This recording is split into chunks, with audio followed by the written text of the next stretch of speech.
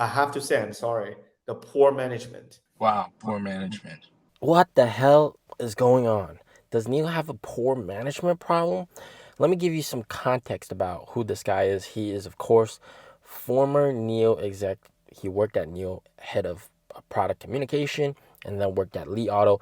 We just did a full 1 hour and 40-minute live stream with him. You definitely gotta go watch the whole live stream to understand how great Neo is, how he says Neo is has romantic work culture, and their design is just top notch. Neo houses being just superb and totally not a waste of money, and just absolutely premium. And also his judgment on the character of William Lee, how he's a very good visionary, and he just, yeah, I'm not gonna spoil too much. But what is going on with this poor management thing that he said in the live stream?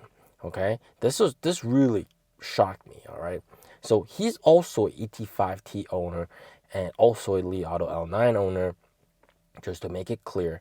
And that poor management really pertains the after sales experience. And I just want to clarify my opinion on this. And while we were live streaming, there was also another viewer, Tiagua Hua. I don't know how to pronounce his name properly, but he is a new ET7 owner in Europe, and he's had several problems with after sales experience. And it just appears that the after sales efficiency just isn't there. And in his opinion, all right, he talked about how right now, in his opinion, Neo is launching the product in an area without fully mature after sales experience. And even here in China, after sales efficiency is just simply not there. And that's really causing a lot of bad, I guess, customer experience. And I won't, like, Neo's guarantee for this. All right, Neo's guarantee for this has always been, if it takes too long to repair, they're going to have a loaner vehicle for you, or they give you Neo points as compensation. All right. Now, as a Neo owner, wow, this is fantastic, right? I'm okay with not getting my car back because I get compensated for that. But at the same time, from a shareholder's perspective, you're costing extra money, whereas if you were more efficient, you would have solved the problem and then dealt with the next service vehicle, or a vehicle that needs service. It seems to be that the problem, all right, that he's really talking about is the after sales experience just not being there. The efficiency, it just needs to be reworked. They got to rethink after sales experience. And also that ET7 owner in Europe, that subscriber, wow, absolutely just crazy, mind-boggling. When I saw that during the live stream, I was shocked. All right, the doors were taken off to fix some rust problem. You know, Neos don't generally rust because they use a lot of aluminum. So, uh, but I can see how on the ET7 it uses a steel aluminum hybrid. You might have some little bit of rusting, but definitely that shouldn't take that long to deal with a problem. So clearly, there is a management problem when it comes to the after sales experience. Okay, let me be very clear. All right, when it comes to other stuff, I think Neo's doing good. I think Neo's doing well. After sales experience, and this does end up really hurting customers' taste. I guess there's a bitter taste in their mouth, and some people really complain about that as well. My personal experience with Neo's service has always been fantastic. All right, sharing my point of view. For example, whenever I had to get my car serviced or repaired, I mean, usually it gets done within 1 day. Okay, there was that one situation where I had to a battery swap, and the bolts were damaged because of human intervention, because the swap technician tried to manually unscrew the bolts when it was frozen, and that caused some damage. And then I had to go into the service center. I was really frustrated. My wife was really frustrated, but it was sorted out within a couple of hours, and yeah, it was done, it was finished, right? And for me, like, even regular service maintenance, my general feeling towards this has always been very, very positive, because you send the car in, right? They charge the car to full, they wash the car for you, and then they fix whatever problems there are. And if if it's covered by warranty, they cover it with warranty. And if not, then insurance. And it's a very smooth, very hands-off approach. You don't have to worry about anything. Very transparent as well, right? On the NIO app, you can always see what everything is being fixed, the pictures that the technician took of the car, etc. So my opinion has always been very, very positive. And compared to like other after sales experience, I think NIO's is miles better.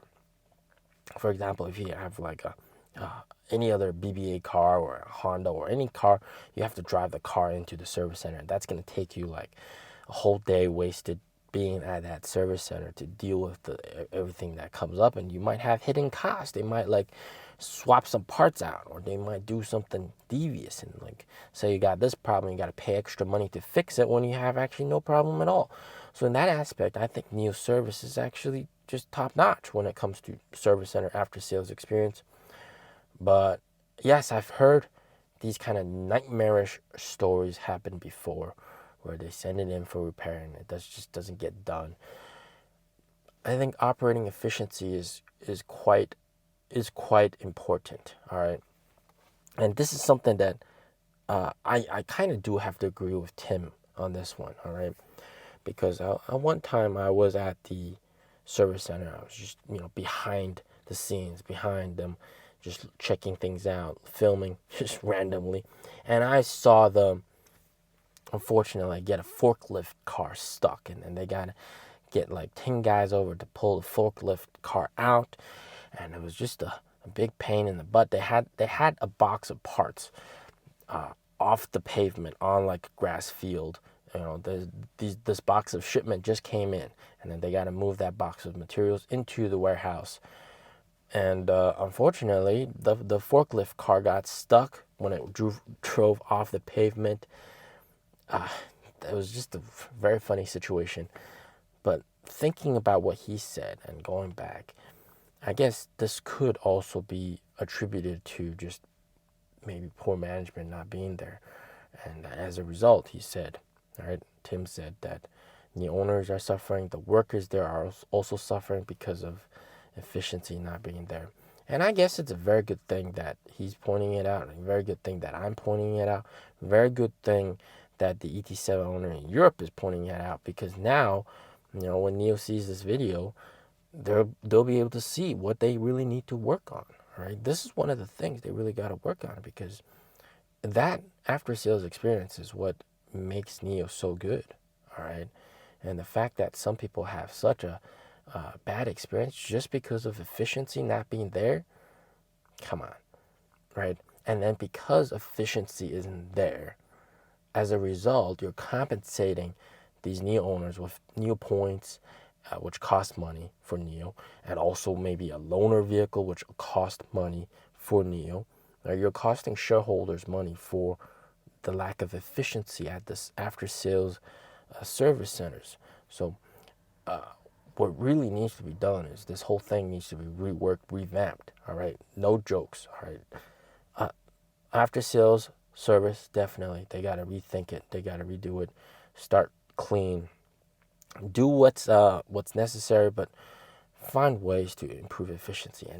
And even thinking about it now, because I like, when I talk to like the general manager of NIO here in Beijing, like we have these chat groups with lots of NIO owners and diehard NIO fans inside. And some of them have also complained about this, and even he has admitted that sometimes he's got to call in and expedite things to make things more efficient and do that kind of stuff. And there has been situations where repairs and stuff have been slow.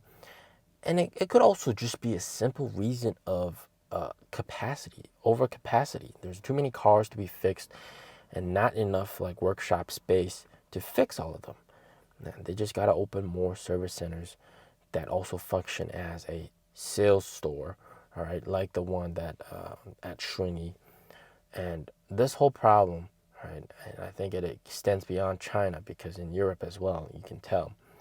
And I think NIO really needs to make sure they have top-notch service staff, right? Top-notch repair staff that can get things done. And one of the things that really warmed my heart was before even I even bought my NIO, I saw this one video of a senior service rep technician, and it was a promo video that NIO did, and it really kind of warmed my heart a little, because heartwarming, the fact that he shared his own personal experience fixing the car and what he pays attention to when he fixes the car, etc.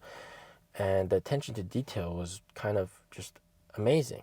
Okay, so I always had a very good impression of NIO service, but I do know these problems do exist sometimes. There was this one time where I had this weird sound at the back of my car, and I sent the car in for repair. Nobody could find the problem. Right? I still have the recording of it today, and so what they did was, apparently maybe it was the subwoofer being a bit too loud or something, or over voltage or something. So we unplugged the subwoofer, and that's fine. I mean, the bass music still sounds fantastic, but sometimes the problems aren't really solved at the highest efficiency. But when it comes to other stuff in terms of management, I think they're on a very good trajectory, very good path. Obviously, NIO does spend a lot of money, right, on R&D and stuff for the future, and I really advise you to go watch that live stream, because, man, he talked about how important NIO houses are. NIO houses is just fantastic. It's absolutely worth every single penny that they spend for NIO houses, and the design of NIO's vehicles, and just the revolutionary tech they put into every single vehicle. Going forward, I do believe that NIO will be able to fix all these problems. And as more and more NIO owners, customers choose their cars, there's going to be more and more customers that need servicing the vehicle, regular maintenance, etc. And definitely they got to improve on efficiency, right? Not just for customers' sake, but also for shareholders' sake, because every extra day that the car stays at the service center, that's compensation that NIO has to give out, coming out of shareholders' pockets. So definitely boost that efficiency, all right? Revamp service. Make sure that everything is done well. All right. Hope people get the message. As always, stay safe, stay healthy. Peace out.